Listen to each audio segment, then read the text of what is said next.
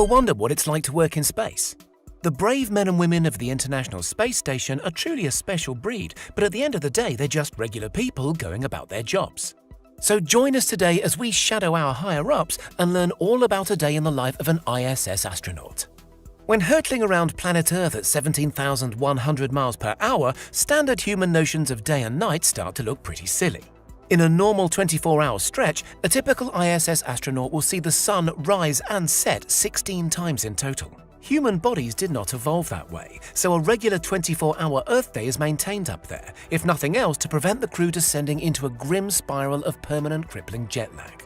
And while it might seem from the internet that all they do up there is strum guitars and make funny videos, in fact, astronauts' schedules are rigorously itemized down to 5-minute increments by an ops planning team working at mission control. The day usually runs from 6 a.m. to 9:30 p.m., pegged to UTC, which is basically the same thing as Greenwich Mean Time. Anyway, let's start the day. Lights go on at 6 a.m. Astronauts will typically still be in their sleeping bags, which are affixed to the walls of their telephone box-sized cabins to stop them bobbing about.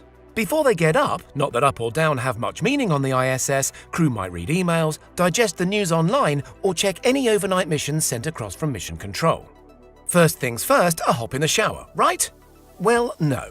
The best astronauts can hope for hygiene-wise, despite working out twice a day, is to squirt a pouch of warm water and a trace of soap onto a washcloth to rub themselves down with. Longer-haired crewmates like to use a special rinseless shampoo applied to their scalp and rubbed vigorously through with a towel. This requires very little water and was developed for hospital patients who can't shower.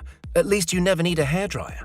There's even a specially adapted hair-cutting machine called the Flowbee, essentially a pair of clippers attached to a vacuum cleaner, which prevents stray stubble from floating away and clogging up vital ISS hardware. Toothbrushing is broadly similar to the process on Earth, and astronauts are even allowed to bring up their own preferred brand of toothpaste. The main drawback is, with no sinks or running water, astronauts pretty much have to swallow at the end. It's time to get dressed. Astronauts usually wear casual short-sleeve t-shirts, as the temperature aboard remains a constant 72 to 73 degrees and there's rarely any reason to get dolled up or wear a jumper. They change their clothes as seldom as possible, often wearing the same items for days at a time. This is because there isn't much storage space and certainly no washing facilities on the station. After a few days, the smellier items are stashed in a mesh bag, ready for the next resupply mission to dispatch to a spectacular fiery death on re-entry, hopefully having brought fresh supplies beforehand. Inevitably, even in space, nature calls. As you might expect, visiting the bathroom in a microgravity environment throws up an assortment of grim challenges. For liquid waste, each crew member is issued with a personal urinal funnel they attach to a fan-driven vacuum hose. This fan sucks any and all liquids away, whisking just next door where, alongside moisture condensated from the air, their wee is broken down by electrolysis to generate fresh oxygen and make the next batch of drinking water. Solid waste has its own wholly separate system. Well, it's the same fan. Feces are sucked away into a wastewater tank and sealed in a plastic bag. It's considered good etiquette, by the way, for astronauts to at least try and remember to leave a fresh bag for the next crew person. Unlovely as this setup is, it's a vast improvement on older space stations' orbital facilities. On the now defunct Russian space station Mir, a power failure once forced cosmonauts to defecate directly into emergency plastic bags until a repair could be made. Morale is said to have suffered badly. Anyway, let's go to breakfast. Toast is definitely a no-no on the space station, as are sandwiches, because crumbs are a disaster in zero-gravity environments.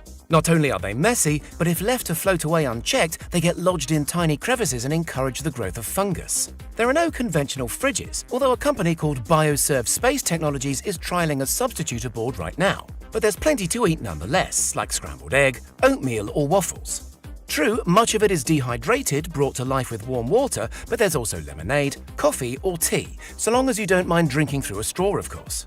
After breakfast, part of a rigorously planned diet that's carefully monitored by nutritionists, it's time for a crew call to mission control to go over the plan for the day. Nearly every single task on the ISS is carefully scripted, and astronauts have their activities planned in step-by-step fashion down to the finest detail. Some of the most important duties involve maintenance, both preventative tasks carried out before things go wrong and the corrective approach once something's actually broken. Cleaning filters is important, as is the disinfection of surfaces, updating computer software, and even taking out the trash, which usually goes into the Russia-launched Progress service vehicle. On occasion, the crew's maintenance duties will require a spacewalk. This can be for jobs as apparently mundane as changing batteries on the exterior of the station, but still necessitate 4 hours just to suit up and a 100-page checklist to run through. In case you're wondering, yes, there's a diaper in there. Typically, the crew move through the interior of the ISS using an array of handrails which are situated at intervals on every surface. It's said that during extended missions, astronauts' calluses vanish from the base of their feet but reappear on the top, because this is suddenly a very crucial body part for keeping them upright and steady. As well as those handrails, surfaces in the ISS are usually adorned with strips of Velcro. This is to help stop handheld tools, pens and other items from drifting away and getting lost, sometimes for frustratingly long periods. After a solid morning of work, often in solitary roles but sometimes teaming up with colleagues across the Russian-English language divide using a dialect astronauts affectionately refer to as Runglish, it's time for lunch. While the days of the week make even less sense than the difference between night and day in space, the ISS crews still maintain a distinction between weekdays and weekends and share a ritual meal together as a team on Sunday. Weightlessness creates issues for everything aboard the ISS, and cooking is no exception. Convection, the heating principle on which most Earth-based ovens run, doesn't work in orbit. Hence, most meals are prepared from dehydrated ingredients and hot water. This is also to prevent fungus from taking hold amid moist stored foodstuffs. Some food items, beefsteak for instance, come pre-sterilized with ionizing radiation, which helps prevent spoilage. Condiments like ketchup, mustard or hot chili are all available to spice things up, as are salt and pepper, albeit in liquid form so the granules don't drift away and cause havoc with station operations.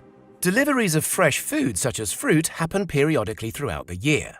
Takeaways aren't really an option, except for back in 2001 when Pizza Hut memorably sent a family-sized salami pizza on a Russian rocket as part of a $1 million marketing stunt. Mission Control is keenly aware of the importance of fresh supplies to the morale of the hard-working ISS crew. After washing their hands, with disinfectant wipes because remember, there's no sink, it's straight back to work. The main mission for the ISS team is to conduct scientific experiments and further mankind's understanding of life in space.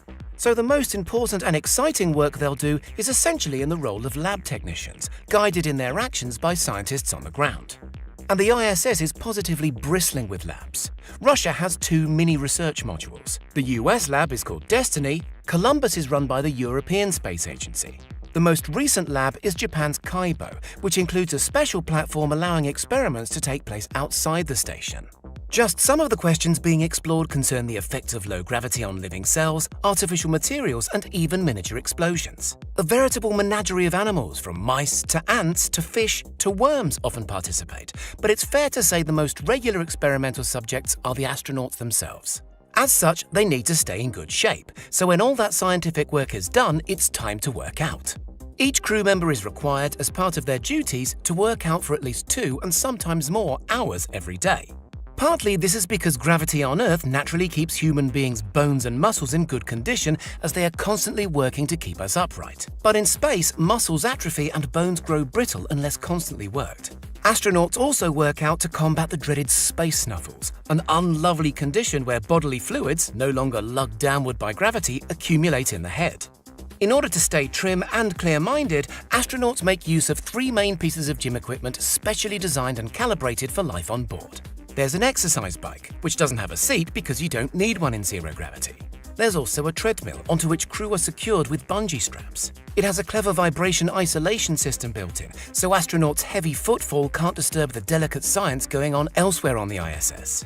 The third main piece of workout equipment is the so-called Advanced Resistive Exercise Device, or ARED. The most recent addition to the ISS onboard gym, ARED uses clever vacuum-sealed cylinders to mimic resistance up to 600 pounds as an alternative to lifting heavy weights. If you're wondering how astronauts cope with the sheer tedium of pumping iron for 2 hours every day, while teams on the ground monitor their vital signs and provide coaching, don't worry. There are screens for watching movies and even scope to get competitive. In 2012, a NASA athlete named Sunita Williams competed in the Malibu Triathlon using ARED as a makeshift swimming simulator. What's your excuse? After an evening meal, which can sadly taste a little bland as aroma doesn't really work in low gravity and blood surges to the sinuses thanks to those space snuffles we mentioned, it's time to unwind before bed. The ISS does have Wi-Fi, clocking in at an impressive 600 megabits per second via the Tetris satellite system, so astronauts can and do spend a lot of time online. Many choose to phone home. There's also the station's beautiful cupola, surely the ultimate vantage point for just sitting and watching the world go by. At night, astronauts return to their sleeping bags. These bags have special armholes so users keep restrained but can still type or read a book. Some issues to overcome with catching 40 winks include the ISS's constant humming noise. It's been compared to a constantly running vacuum cleaner. Earplugs, it's said, help out a lot. Another more disturbing consideration for dozing astronauts is airflow. Experienced crewmates try to align themselves at night with the station air vents. This is because warm air doesn't rise in space, so sleeping astronauts in poorly ventilated sections can wake up gasping for air, surrounded by an invisible bubble of their own exhaled carbon dioxide. At the very least, this causes splitting headaches. Once they eventually drift off, seasoned astronauts are even said to dream in zero gravity. Oh, and despite everything else that's different up there, snoring is apparently still very much a thing. What do you think? Does all that discomfort and middling food seem worth it to become a pioneer of interplanetary exploration? Let us know in the comments, and don't forget to hit subscribe for more high-living tech content.